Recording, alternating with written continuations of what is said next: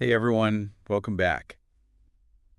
You Yeah. ever get that feeling like you're hearing people but like not really listening? Oh, yeah, all the time. Like you're in a crowded room Mm. and everyone's talking but nothing's sinking in? Yeah.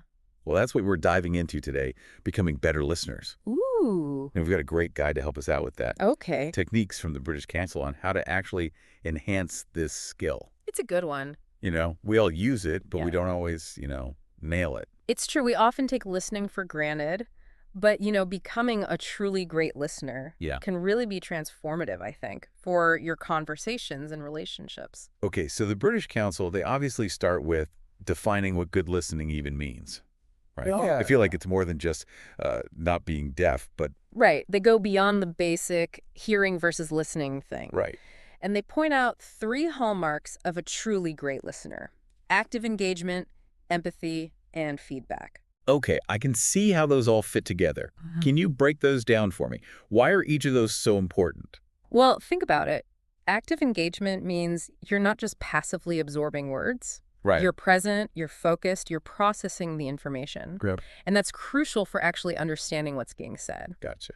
Then there's empathy, really trying to grasp the emotions and the perspective behind the words. Mm-hmm. That's how you build connection and trust. Okay. And finally, feedback, responding in a way that shows you've been listening and you care. Right. It closes the loop and keeps the conversation flowing. That makes a lot of sense. It's like, anyone can hear a speech, Right. but a good listener actually gets the message, the feeling, the whole thing. Exactly. And that brings us to their first technique, focusing on the speaker. Okay. The British Council even calls out distractions as a big challenge in their guide. Oh, tell me about it. My phone is like a magnet for my attention sometimes. No. But why is focusing so important? It seems kind of obvious, like just be polite, right? It goes deeper than politeness. When you minimize distractions, put the phone away, make eye contact, all that, Right. you're sending a powerful signal that the speaker has your full attention. Mm-hmm.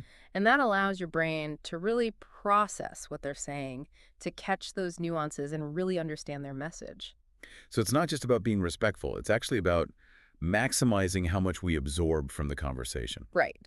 The second technique the British Council highlights is called reflective listening. Okay. Is that like when you repeat back what you've heard to make sure you got it right? Exactly. But the key is to do it in your own words, not just parrot back what they said. The British Council even suggests practicing this with a bell sound. Imagine, every time you successfully rephrase what you've heard, you ring a little bell. Uh-huh. Okay. Maybe not a literal bell in every conversation, Yeah. but I get the idea. Right. It's about proving you're not just hearing the words, but understanding the meaning behind them. Right. And that's where the empathy piece comes in. Mm-hmm. When you make the effort to reflect back what you've heard, it shows the speaker you're trying to see things from their perspective, which builds trust and rapport. That's a good point. It's like, hey, I'm not just waiting for my turn to talk. I'm actually trying to step into your shoes here. Exactly. Now, the third technique they emphasize is asking open-ended questions. Okay, I'm actually curious about this one. I've heard this advice before, but sometimes I struggle to come up with good open-ended questions on the spot. Yeah. What makes them so powerful anyway? Well, think about it. Closed-ended questions, the ones that can be answered with a simple yes or no, Right. they tend to shut down conversation. Open-ended questions, on the other hand, invite the speaker to elaborate, share their thoughts and feelings more fully. Okay. They can uncover surprising insights and lead the conversation in unexpected, but often fascinating directions. So it's like, instead of asking, did you have a good day, which just invites a yes or no, you could ask, what was the most interesting part of your day? Right. And suddenly they're off to the races telling you this whole story. Exactly. Now, the fourth technique the British Council suggests is one we often associate with meetings, Okay. summarizing regularly. Wait, summarizing every single conversation. Isn't that a bit much? Yeah. Like, I don't need to recap my chat with the barista about the weather, do I? You're right. It's not always necessary for casual conversations, but when you're discussing something important or complex, Right. taking the time to summarize key points throughout the conversation can be incredibly valuable. Okay. And it's not just about making sure you understood correctly. Mm-hmm. The British Council points out that summarizing actually reinforces understanding for both parties involved. I see what you mean. It's like when you're studying for a test. Right. If you just read the material once, it might not stick. Right. But if you take the time to summarize it, In your own words, it helps solidify the concepts in your mind. Exactly. And it does the same for the speaker. By hearing you summarize their points, they might realize they haven't fully explained something or that there's a different way to frame their ideas. It can lead to deeper understanding and clarity for both of you. Okay, that makes a lot of sense. I'm starting to see how these techniques build on each other. It's not Yeah. just a random list of tips. It's a whole approach to listening. Right. And that leads us to their final technique, staying curious. Okay, now this is one I can get behind. Yeah. I love learning new things, hearing different perspectives, but Man. how does curiosity actually make you a better listener? Well, when you're genuinely curious, you're more likely to approach conversations with an open mind, eager to learn and understand, Right. rather than just waiting for your turn to speak or refute their points. So it's about being more interested in discovering what the other person has to say than improving your own point. Exactly. And that openness can lead to some amazing insights and connections that you might have missed otherwise. It's like being a detective, searching for clues and piecing together the story. You never know what you might uncover if you approach the conversation with a sense of curiosity. I like that analogy. Now, we've covered the 5 techniques from the British Council, but they also acknowledge that there are challenges to good listening, especially in our fast-paced world. Right. I mean, it's easy to get distracted or to let our own biases and assumptions get in the way. Absolutely. And they actually have some really practical tips for overcoming these common obstacles. Let's dive into those next. Hmm. It's funny we talk about these 5 techniques, but sometimes Yes. even just knowing them isn't enough. Right. Life throws curveballs. Yeah, for sure. Right. Like, I know I should put my phone away when someone's talking, Right. but sometimes that notification just pulls me in. Yes. What do you do about that? That's where the British Council's advice on challenges comes in handy. Okay. They actually address that specific thing. Okay. Technology being a huge distraction these days. Yeah, no, for sure. Their tip, as simple as it sounds, put the phone away Okay. during important conversations. Mm-hmm. Out of sight, out of mind, as they say. Easier said than done, but I get the logic. Right. It's like, I can't even tell you how many times I've half listened to someone Right. because I was scrolling through something mindless. Right. It's about being intentional with your attention. Yeah. Now, another challenge they bring up is preconceived notions. Yep. We all have our biases and opinions, and those can really cloud our ability to truly listen to someone, especially if we disagree with them. Oh, that's so true.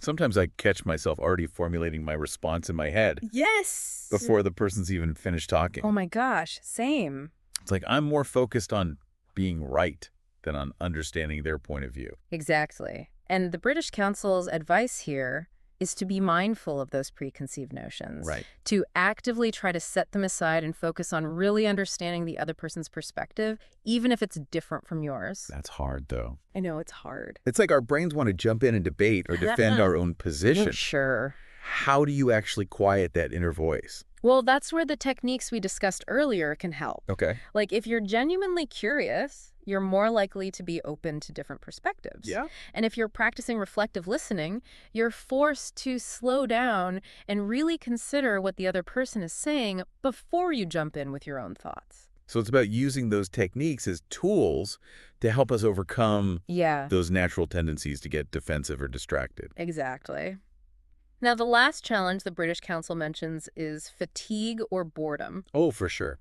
Let's be real, listening takes energy. It does. And sometimes we just get tired or Yeah. lose interest. Especially if someone's droning on and on Oh, yeah. about something I find totally boring. Yes. My eyes start to glaze over. Right. I just zone out. We've all been there. Yeah. And while you don't want to be rude, sometimes it's okay to take a break. Yeah. The British Council actually recommends that. Okay. If you're feeling overwhelmed Right. or your mind is wandering, politely excuse yourself for a moment to regroup. So it's like, rather than pretending to listen when you're clearly not, Yeah, it's better to be upfront and say, hey, I need a minute to clear my head. exactly. It's about respecting your own limits Right. and acknowledging that sometimes you need a break to be able to fully engage in the conversation. That's actually really reassuring. Right. Takes the pressure off trying to be a perfect listener all the time. Right. Now, while the British Council covered a lot of ground, Yeah. there's one aspect of listening they didn't touch on that I think is super interesting. Ooh, I'm intrigued. Lay it on me. It's the idea of listening to ourselves. Wait, like paying attention to our own thoughts and feelings? Mm-hmm. Isn't that the opposite of listening to someone else? Well, it's both. Okay. On one hand, yes, it's about being aware of our own internal chatter, our emotions, our reactions to what's being said, but it's also about paying attention to our own listening habits, Right. our biases, Okay. our tendencies to tune in or tune out. Okay, so it's like a meta level of listening. Exactly. We're not just listening to the other person. Right. We're listening to ourselves listen. Exactly. And that self-awareness is crucial for Right. becoming a more effective listener. Mm. Because once you understand your own patterns, Yeah. you can start to make conscious choices about how you listen. I see what you mean. It's like if I know I tend to get defensive when people criticize my work. Yeah. I can be more mindful of that reaction Right. and try to listen with a more open mind. Right. Or if, you tend to zone out when people talk about certain topics, you can make a conscious effort to stay engaged. Okay. Maybe by asking questions or finding a way to relate the topic to something you're interested in. So it's not just about applying these external techniques. It's also about this deeper internal work of understanding ourselves as listeners. Exactly. It's a layered process that involves both. This whole deep dive has been really eye-opening. It's made me realize how much thought and effort actually goes into being a good listener. It's definitely more than just passively hearing words, isn't it? Yeah, It's a skill that takes practice and intention. for sure.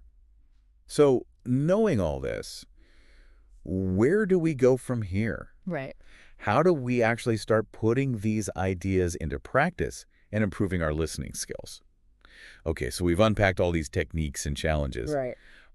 but I'll be honest, it's a little overwhelming. Where do we even start if we actually want to become better listeners? I get it.